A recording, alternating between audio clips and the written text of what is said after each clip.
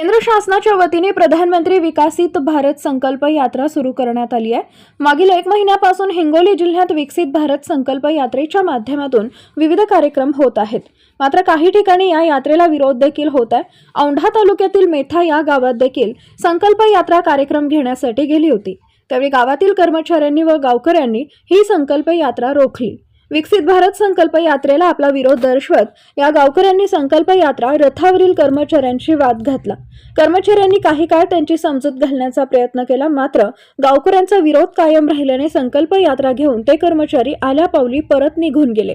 हिंगोली जिल्हा प्रतिनिधी चंद्रकांत वैद्य, शिवशाही न्यूज, औंढा।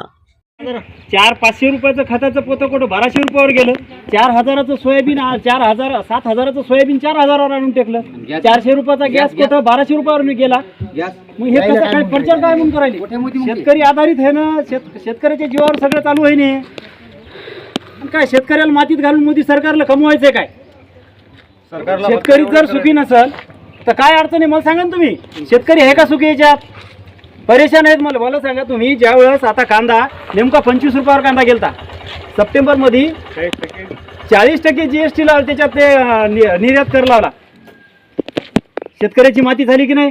ज्या वेळेस 4 रुपये 5 रुपये कांदा विकू लागला त्यावेळेस केंद्र सरकार कुठे गेलं? ताज्या घडामोडी जाणून घेण्यासाठी शिवशाही न्यूज यूट्यूब चॅनलला सबस्क्राईब करा। आपण हा व्हिडिओ फेसबुकवर पाहत असाल तर फेसबुक पेज फॉलो करा आणि शिवशाही न्यूज.com या आपल्या वेबसाईटलाही भेट द्या।